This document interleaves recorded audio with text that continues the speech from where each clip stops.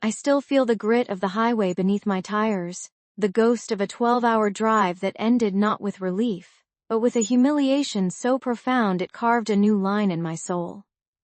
My name is Arthur Jenkins, and I thought I was driving home to celebrate, to finally mend a fracture in my family that had festered for years.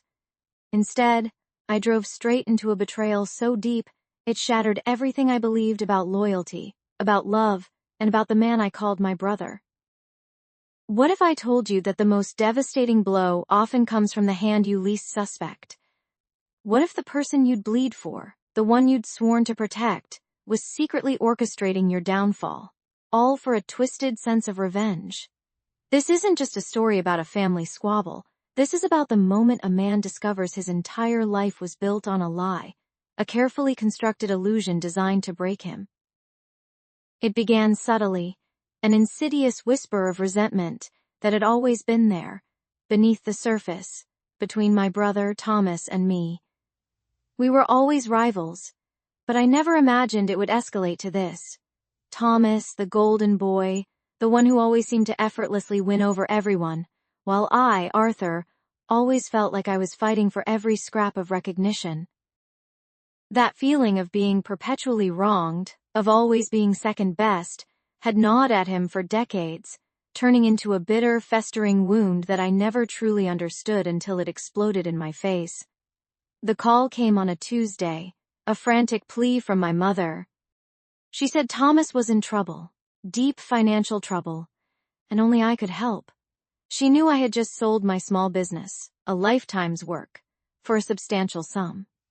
I didn't hesitate. Family was family. I packed a bag, filled my gas tank, and pointed my old pickup east, towards the small town in Ohio where we'd grown up, a town that held both cherished memories and the seeds of our undoing. The entire journey, I pictured a tearful reunion, a shared burden, a chance to finally be the hero Thomas always resented me for being. Oh, how wrong I was. When I finally pulled into the familiar driveway, dust-caked and exhausted, the air was thick with an unnatural stillness. Thomas was there, leaning against the porch railing, a smirk playing on his lips that sent a chill down my spine. My mother, usually so warm, looked away, her face etched with a guilt I couldn't yet comprehend. That's when Thomas dropped the bombshell, a casual admission that hit me like a physical blow, stealing the air from my lungs. "Arthur," he drawled, his voice dripping with false concern. "You really drove all this way?" "For me?" He chuckled, a cold, humorless sound. "There's nothing wrong, brother. Mom just needed a reason to get you here." My head spun. The exhaustion, the hope, the sheer vulnerability I'd allowed myself to feel, all twisted into a knot of searing anger. It was a setup, a cruel, elaborate prank designed to publicly humiliate me, to prove his dominance, to finally put me in my place. The resentment I'd always sensed in him had finally bloomed into outright malice.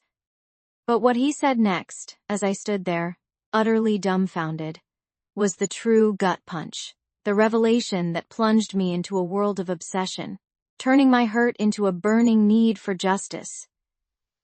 He looked me dead in the eye, that smirk widening, and revealed not just the trick, but the true horrifying reason behind it. A secret he'd harbored for years, a betrayal so profound it would irrevocably alter the course of my life and his. He spoke of a past I thought was buried, of a wrong I never knew I'd committed, and of a promise he'd made to himself long ago to make me pay. The details he shared, the cold, calculating precision with which he'd planned this moment, painted a picture of a man consumed by a silent, simmering rage. My heart pounded, not just with anger, but with a terrifying realization. This wasn't just about a prank. This was about a lifetime of carefully plotted revenge, and I was just stepping into his trap. What he said next, what he truly wanted from me, would make your jaw drop, and it would push me to the brink of my own morality. The engine's rhythmic hum had been my only companion for the last 12 hours, a constant drone against the backdrop of endless highway. My shoulders ached, my eyes burned, and a dull throb pulsed behind my temples. Every mile I devoured brought me closer to home, yet also closer to a confrontation I'd been dreading for months. My name is Alex, and this journey wasn't just about covering distance. It was about confronting a betrayal that had festered in my gut, turning every pleasant memory of my family into a bitter, twisted mockery. My brother Mark was the reason for this grueling drive, the central figure in the storm brewing inside me. We had always been inseparable, or so I thought. Growing up in our small town in rural Ohio, Mark and I shared everything. Secrets whispered under starlit skies, scraped knees from bike accidents, even our dreams for the future. He was my rock, my confidant, the person I trusted implicitly, more than anyone else in the world. That trust, once so solid, had been shattered into a million irreparable pieces. The call had come late one Tuesday night, a frantic, tearful confession from our younger sister Sarah.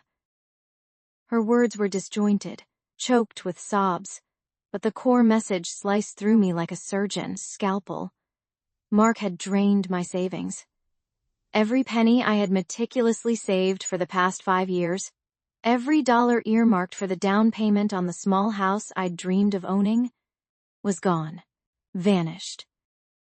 The 6-figure sum I had worked so hard to accumulate, the money that represented my future, my independence, my security, had simply been siphoned away by the one person I believed would never hurt me.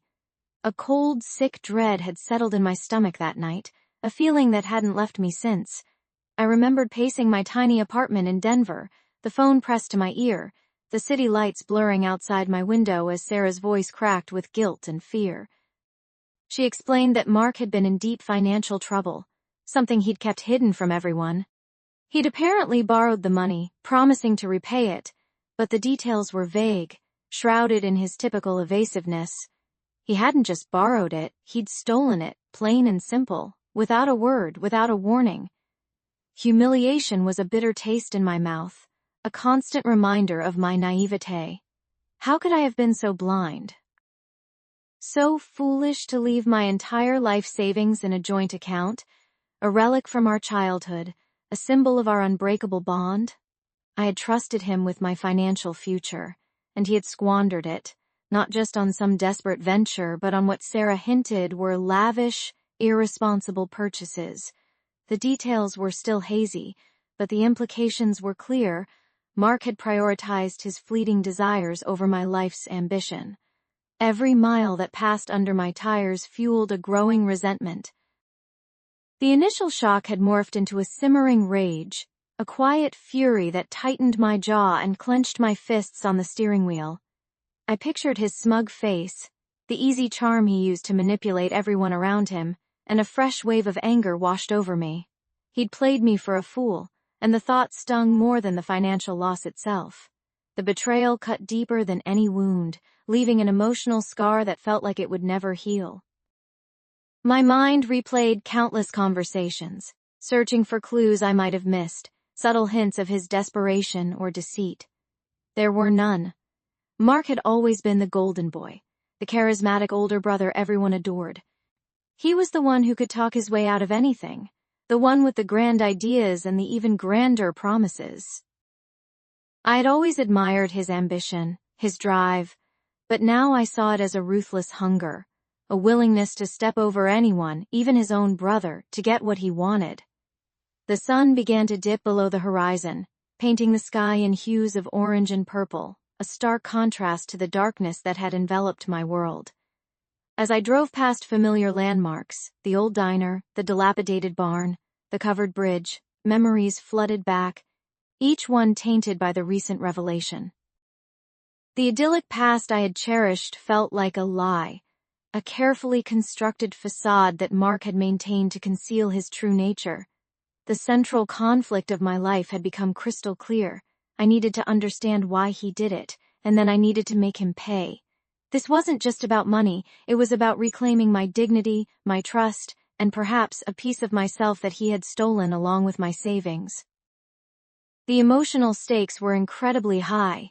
My entire future depended on confronting him, on forcing him to face the consequences of his actions. This long drive was just the beginning of my journey to justice, The miles dissolved behind me, each one bringing me closer to the small familiar town I once called home, and to Mark. My mind replayed Sarah's fractured confession, the words echoing with a sickening clarity. She had detailed how Mark, my own brother, had confessed his desperate situation to her, admitting to a spiraling gambling addiction that had consumed his every thought and penny.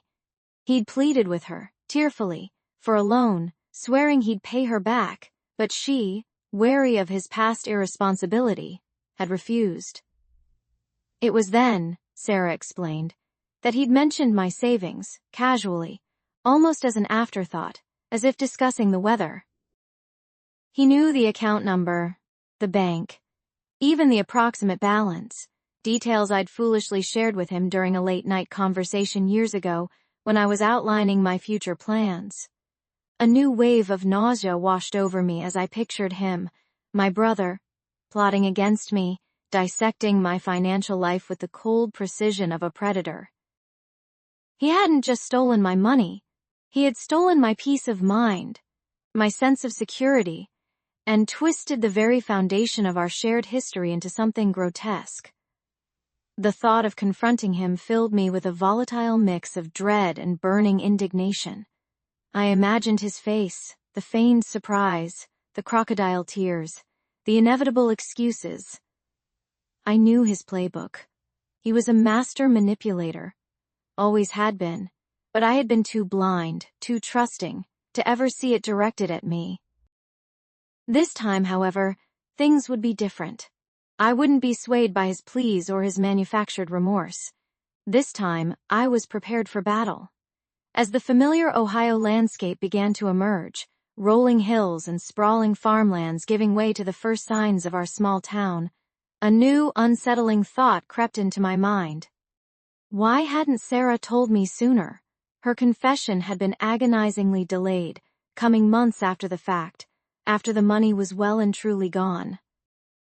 She'd explained her silence as fear, a desperate attempt to protect Mark from my wrath, to give him time to somehow fix his colossal mistake. But her words felt hollow, a flimsy excuse that did little to quell the gnawing suspicion that she too was entangled in this web of deceit. Had she known all along? Had she been complicit even indirectly in his betrayal? The possibility sent a fresh surge of anger through me, twisting the knife deeper into my already wounded heart. I pulled into the dusty driveway of my childhood home, the tires crunching on the familiar gravel. The old two-story house, with its peeling paint and crooked porch swing, looked exactly as I remembered it. Nothing had changed, yet everything felt irrevocably altered. My heart hammered against my ribs, a frantic drumbeat signaling the impending storm. This wasn't just a visit, it was an invasion, a reclamation. I stepped out of the car, my legs stiff from the long drive, but my resolve as unyielding as steel. The air felt heavy, charged with unspoken truths and simmering resentments. The front door creaked open before I even reached the porch. My mother stood there, her face etched with worry lines I hadn't noticed before. Her eyes, usually warm and welcoming, held a haunted, almost fearful expression. "Alex, you're here," she whispered, her voice barely audible. There was no joy in her greeting, only a profound sadness that pierced through my anger, momentarily disarming me. She hugged me tightly, a desperate, clinging embrace that spoke volumes of the turmoil she was enduring. "Where is he, Mom?" I asked, my voice rough, devoid of any warmth. I pulled away from her, my gaze sweeping past her into the dimly lit hallway. I needed to see him, to look into his eyes and demand an explanation for the wreckage he had made of my life. My mother wrung her hands, her eyes darting nervously towards the living room. He's in there, Alex. Please try to be calm." Her plea was a futile whisper against the roar of my indignation. Calm was the last thing I felt, or would feel, until I had answers. I walked past her, my footsteps heavy, each one a deliberate march towards confrontation. The living room was dark, the curtains drawn, casting a somber pall over the familiar space. And there he was, Mark, slumped on the old floral couch, a half-empty bottle of whiskey on the coffee table beside him. His face was pale, his eyes bloodshot and swollen, a stark contrast to the vibrant, confident brother I remembered. He looked utterly defeated, a shadow of his former self. The sight of him, so broken, stirred a flicker of something akin to pity within me, but it was quickly extinguished by the white-hot rage that still burned fiercely in my gut. This wasn't just about his pain. It was about mine, about the future he had stolen. He slowly lifted his head, his gaze meeting mine. There was no surprise in his eyes, only a deep, profound shame. "Alex," he croaked, his voice hoarse, barely recognizable. The sound of my name from his lips felt like a betrayal in itself. I stood there, arms crossed, my jaw clenched, unwilling to offer him any comfort, any sign of forgiveness. The air crackled with unspoken accusations, with years of buried resentments finally bubbling to the surface. This was it, the moment I had driven 12 hours for, the moment of reckoning. And I was ready. My gaze bore into Mark, searching for any flicker of the brother I once knew, but all I found was a stranger's defiance. His eyes, usually warm and expressive, were cold, guarded. He didn't flinch under my stare, a posture of calculated indifference that only fueled my rage. The familiar scent of our childhood home, a mixture of old wood and my mother's cooking, now felt tainted, suffocating. I had driven all this way, through endless plains and winding mountain passes, not for an apology, but for an explanation, a reason that could somehow justify the seismic shift he had caused in my life. "So, you're just going to stand there?" I finally managed, my voice a low growl barely recognizable to myself. "After everything? After you stole every penny I had?" Mark's lips thinned. He finally spoke, his voice clipped, devoid of emotion. "It wasn't stealing, Alex. It was borrowing, a necessity." The word borrowing hit me like a physical blow. Necessity? My life savings, my future, reduced to a casual loan he had no intention of repaying. My hands clenched into fists at my sides. Necessity? What kind of necessity wipes out someone's entire future? What could possibly be so important that you'd betray your own brother? He shifted his weight, avoiding my eyes, a telltale sign of his discomfort, a crack in his carefully constructed facade. Things were complicated, more complicated than you could ever understand. My blood ran cold. The sheer audacity of his statement, the insinuation that I was too naive to grasp his struggles, ignited a fresh wave of fury. Complicated? You think I don't understand complicated, Mark? I understand working 2 jobs, saving every dime, dreaming of something better. I understand sacrifice. What I don't understand is why you thought you had the right to take it all from me. A long silence stretched between us, thick with unspoken accusations and years of unspoken truths. The tension in the room was palpable, a live wire humming with dangerous energy. Then he finally looked at me, a flicker of something unreadable in his eyes. Fear? Regret? I couldn't tell.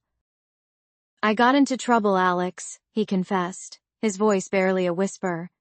"Deep trouble, with people you don't want to know." My mind raced, piecing together fragments of Sarah's frantic call. She had mentioned gambling debts, bad investments, but the way Mark said it, the tremor in his voice, suggested something far more sinister. "What kind of trouble, Mark? Who are these people?" He hesitated, glancing nervously towards the window, as if expecting someone to materialize out of the twilight. "It started small, just a few bets. I thought I could win it back, double it even, but it spiraled, fast. I owed a lot of money to some very dangerous individuals." His voice dropped even lower. "They weren't asking nicely anymore. They threatened Mom and Sarah." The words hit me with the force of a physical blow. My mother, my sister. The thought of them being in danger, all because of Mark's reckless choices, sent a jolt of pure, unadulterated terror through me. My anger, for a fleeting moment, was eclipsed by a chilling fear. "You put them in danger, Mark? Our family?" He finally met my gaze, and for the first time I saw genuine remorse, a raw, agonizing pain reflected in his eyes. I didn't mean to, Alex. I swear. I was desperate. They gave me an ultimatum. Pay up, or they'd make sure my family paid the price. I tried everything. I sold my car, my watch, everything I owned. It wasn't enough.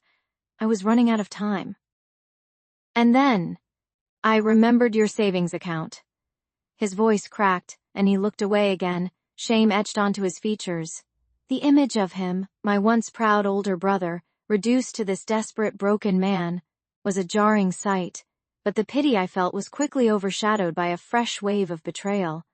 He had chosen to save himself, and by extension, our family, by destroying my future. The bitter irony was not lost on me. So, you sacrificed my future to save theirs? I asked, the words dripping with ice. You condemned me to start over, just so you could escape your own mess? He flinched, the accusation landing squarely. I thought I could pay you back. I still do. I'm working, Alex. Every penny I earn I'm putting aside. I know it's not enough yet, but I will. I promise. His promise rang hollow in my ears. A promise from a man who had already proven he couldn't be trusted. The six-figure sum, the years of hard work, the dreams I had nurtured, they couldn't be simply paid back with a few months of meager earnings. The damage was done. The trust shattered beyond repair. You don't get it, do you, Mark? I whispered, my voice trembling with suppressed emotion. It's not just about the money. It's about everything. It's about the fact that you looked at my future, at everything I'd built, and you decided it was expendable. You decided I was expendable. His head dropped, his shoulders slumping in defeat. The air in the room grew heavier, thick with the weight of our fractured relationship. This wasn't the confrontation I had envisioned, not the satisfying explosion of anger I had rehearsed in my mind. This was something far more painful, a slow, agonizing unraveling of everything I thought I knew. And as I looked at my brother, the man who had stolen my future, I realized that the true cost of his betrayal was far greater than any sum of money. It was the death of a bond, the crushing of a spirit, and the birth of a cold, hard resolve within me. The air in the living room was thick with unspoken accusations, a suffocating weight that pressed down on every breath. My parents sat on the sofa, their faces etched with a grief far deeper than I had anticipated, while Mark stood opposite me, his posture rigid, a defiance in his eyes that only fueled the inferno within me. He hadn't uttered a single word since I walked through the door, his silence a shield against the truth, or so he hoped. I had driven 12 hours, fueled by a cocktail of rage and sorrow, and I wasn't about to let him hide behind a wall of quiet indifference. So, Mark, I began, my voice dangerously low, each syllable a hammer blow against the fragile peace of the room. Are you going to pretend you don't know why I'm here? My gaze locked onto his, demanding an answer, a flicker of remorse, anything but that infuriating blankness. He shifted his weight, his eyes darting to our parents, a desperate plea for intervention, for someone to rescue him from the reckoning he so clearly deserved. But this time, there would be no rescue. This was between us, a chasm of betrayal that only a full confession could begin to bridge. Our mother, her voice trembling, finally broke the silence. Alex, please, let's not do this. Not now. Your father isn't well. Her words, meant to soothe, only ignited a fresh spark of anger. My father, slumped beside her, looked frail, his usual booming presence reduced to a whisper. It was a calculated move, I realized, a desperate attempt by Mark to leverage their sympathy, to make me out to be the aggressor. But I saw through it, saw the manipulative thread woven through his silence, through his feigned vulnerability. Not now? I echoed, my voice rising, the carefully constructed calm beginning to crack. When then, Mom? After he's gambled away everything I've ever worked for? After he's destroyed my future? Is that when we talk about it? My eyes never left Mark's. He flinched, a subtle tremor that betrayed the composure he tried so hard to maintain. That small reaction, that crack in his facade, was all the encouragement I needed. I walked closer to him, invading his personal space, forcing him to confront me directly. "Tell them, Mark," I urged, my voice now a raw whisper. "Tell them what you did. Tell them about the 6 figures. Tell them about the house I was going to buy. Tell them how you stole it all, penny by painstaking penny." The accusation hung heavy in the air, a physical weight that seemed to press down on him. His jaw tightened, a muscle jumping in his cheek. He still wouldn't speak, wouldn't meet my gaze directly. It was our father who finally stirred, his voice raspy. "Mark, son, is this true?" His question was filled with a heartbreaking blend of disbelief and fear, the dawning realization of a nightmare. My brother remained silent, his eyes fixed on some distant point beyond the wall, beyond us. It was a coward's silence, a desperate attempt to avoid accountability, but it was also a confession in itself. His inability to deny it spoke volumes, confirming every terrible suspicion, every agonizing detail Sarah had shared. "He won't admit it, Dad," I said, stepping back, the fury now morphing into a cold, hard determination. "Because he can't. Because it's all true." I pulled out my phone, the screen illuminating the damning evidence, bank statements, transaction histories, the irrefutable digital trail of his betrayal. This isn't some misunderstanding, some mistake. This was a deliberate, calculated act. He systematically emptied my account, transferring it to his own, then to offshore gambling sites. I laid the phone on the coffee table, the glowing screen a beacon of his deceit. Our parents stared at it, their faces paling with each passing second, the weight of the truth finally crushing their denial. Mark, however, still refused to look, still refused to acknowledge the wreckage he had created. This was the moment I had envisioned, the confrontation I had rehearsed 1,000 times in my head, but his silence, his utter lack of remorse, was a new kind of pain. It wasn't just about the money anymore. It was about the complete obliteration of the person I thought I knew, the brother I had loved. "Why, Mark?" I demanded, my voice cracking despite my best efforts to keep it steady. "Why would you do this? To me? To your own brother?" The question hung in the air, heavy with the weight of years of shared history, of unbreakable bonds now shattered beyond repair. He finally looked at me, his eyes devoid of emotion, a cold, empty stare that sent a shiver down my spine. It was then, in that chilling silence, that I understood. This wasn't just about gambling debts or desperation. This was about something far more sinister, a darkness I had never imagined resided within him. The betrayal was complete, and the path to justice, whatever form it might take, was now my only way forward. The cold, empty stare Mark gave me was a mask I'd never seen before, a chilling void where warmth and recognition used to reside. It was as if the brother I knew, the one who shared secrets and dreams, had been utterly erased, replaced by this hollow shell. My heart hammered against my ribs, a frantic drumbeat of disbelief and burgeoning rage. This wasn't just about money anymore. It was about the complete obliteration of a bond I had cherished, a betrayal so profound it felt like a physical wound. The path to justice, I realized then, wasn't just a choice, it was an absolute necessity, the only way to reclaim a piece of myself that Mark had so carelessly stolen. I watched him for a long moment, the silence in the room stretching taut, thick with unspoken accusations, and a lifetime of shared history now poisoned. He didn't flinch, didn't break eye contact, just held that unnerving blank gaze. My voice, when it finally came, was a low rumble, barely recognizable even to me. "You think you can just take everything? Everything I worked for, everything I saved, and then look at me like I'm a stranger?" A flicker, almost imperceptible, crossed his face, a fleeting shadow of something I couldn't quite decipher. Then it was gone, replaced by that same vacant mask. "It wasn't personal, Alex," he finally said, his voice flat, devoid of any genuine remorse.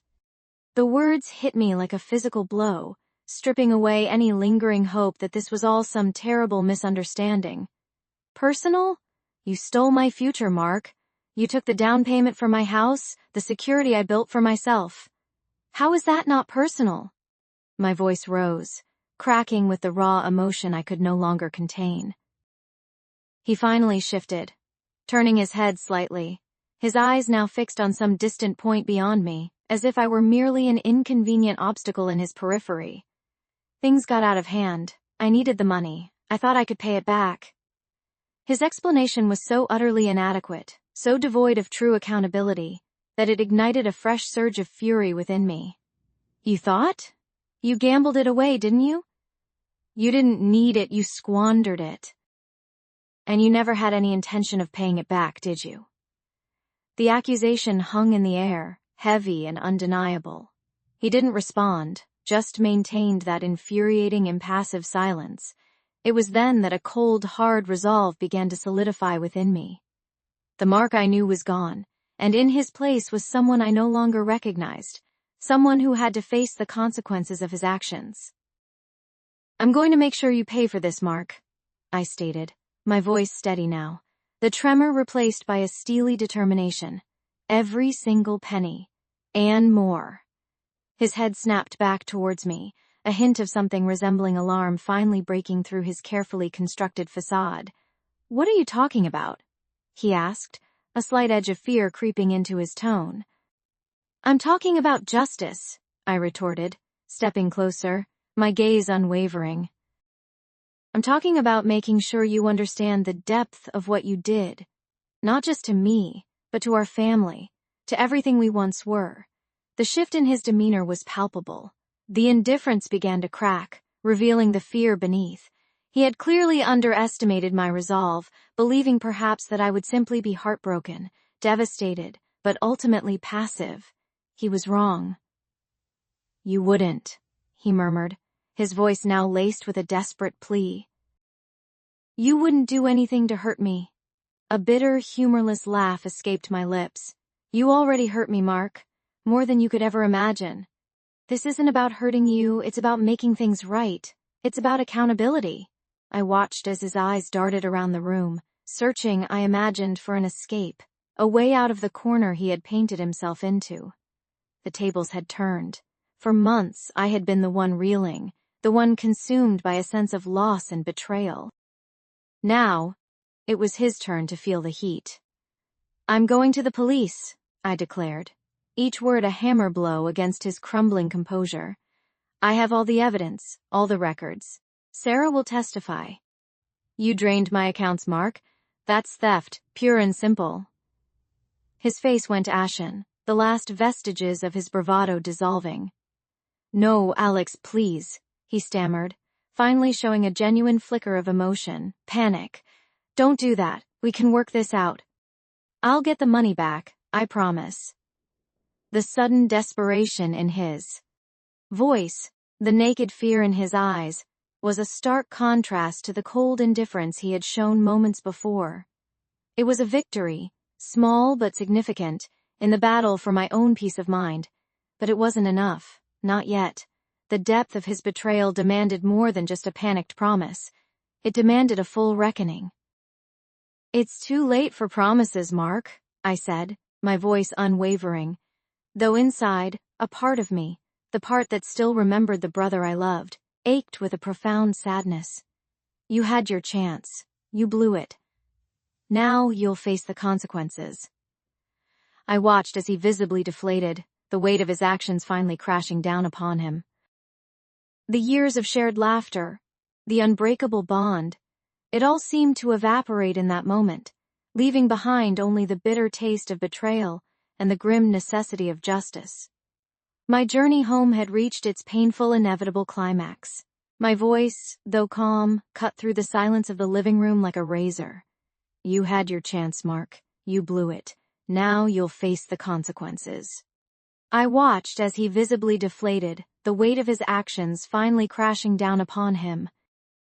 The years of shared laughter, the unbreakable bond, it all seemed to evaporate in that moment, leaving behind only the bitter taste of betrayal and the grim necessity of justice.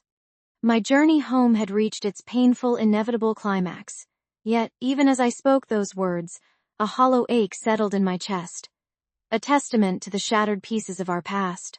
This wasn't the victory I had once envisioned. It was a necessary amputation, a severing of a gangrenous limb to save the rest of me. Mark, my brother, my former confidant, looked up, his eyes pleading, yet devoid of true understanding. "Please, Alex," he rasped, his voice raw. "There has to be another way. I can fix this. Just give me time." The desperation in his tone was palpable, but it was a desperation born of self-preservation, not genuine remorse. I had heard those promises before, countless times in the tearful calls with Sarah, each one a fresh wound to my already bleeding trust. This wasn't about fixing it anymore. It was about acknowledging the irreparable damage he had inflicted. I shook my head slowly, the movement heavy with the finality of my decision. Time?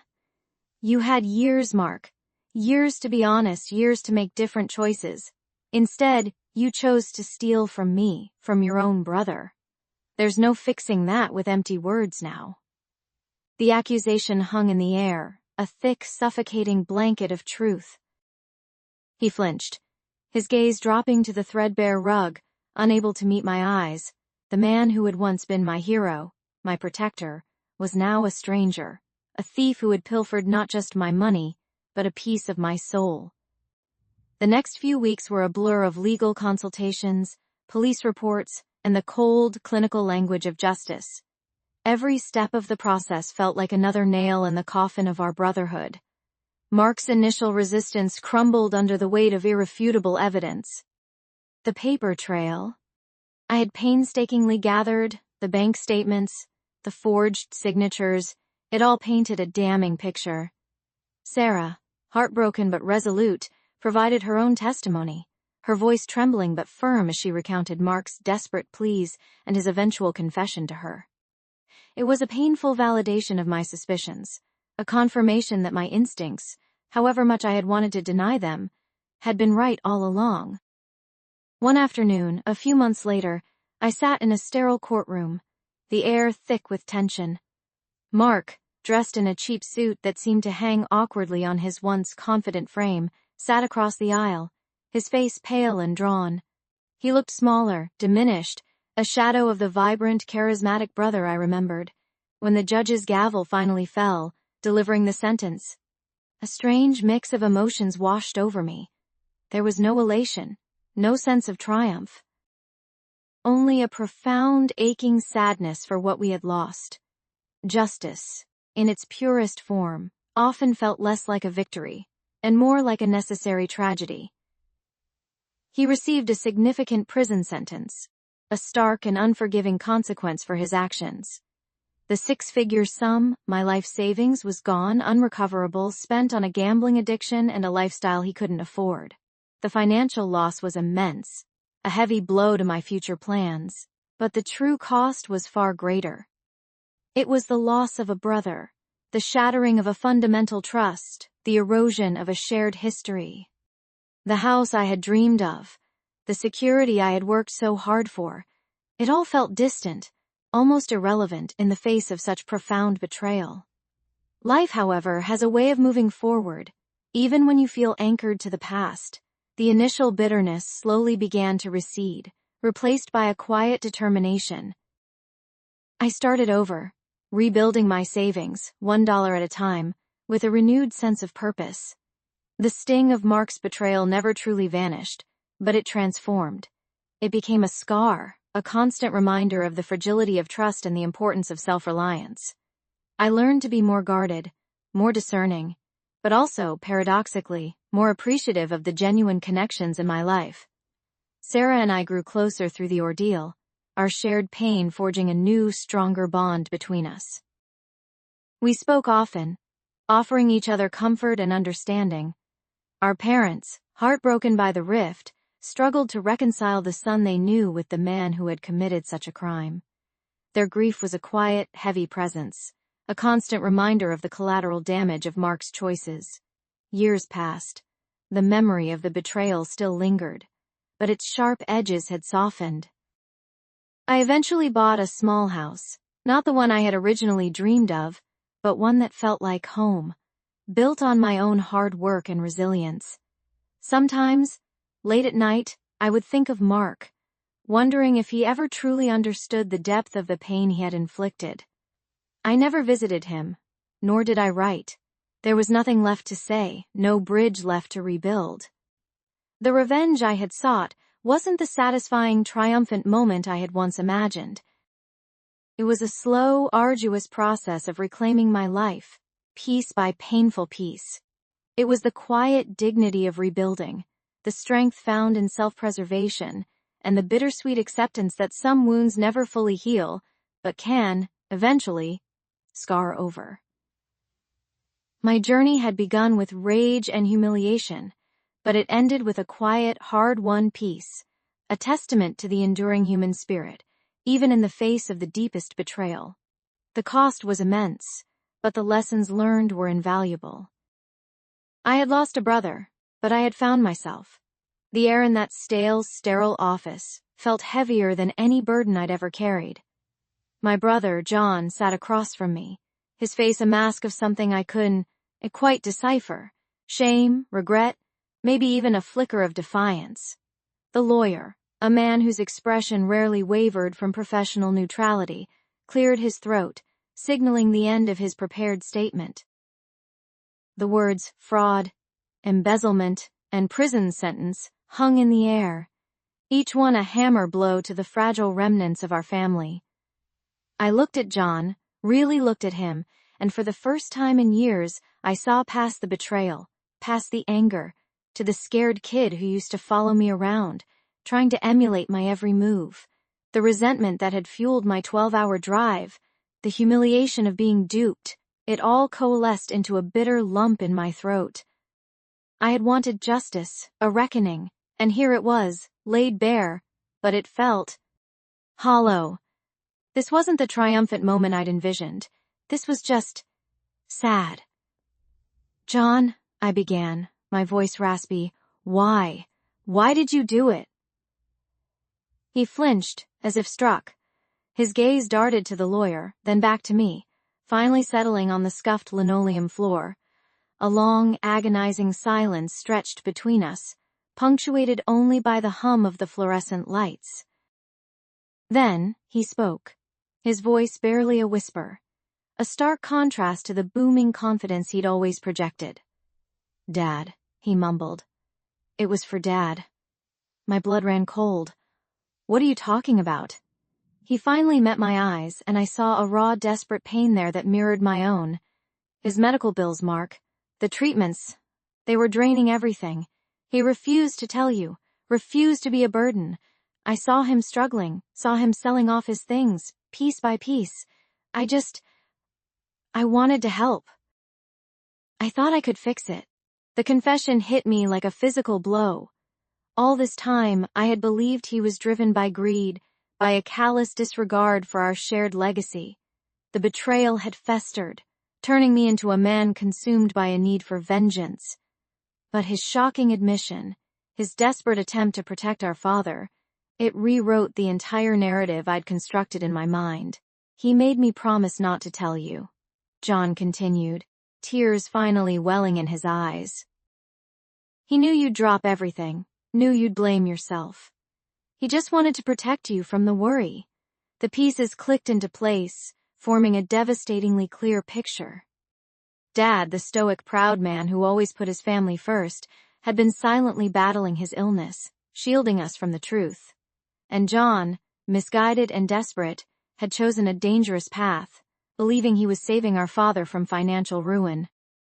The anger, the resentment, it didn't vanish instantly, but it shifted, transformed into a profound ache. This wasn't a simple case of good versus evil. This was a tragedy, born of love and desperation, twisted by poor choices. My brother, the man I had driven 12 hours to confront, wasn't a villain. He was a flawed, desperate man who had made a terrible mistake, all for the sake of our father. I reached across the table, my hand trembling slightly, and placed it on his arm.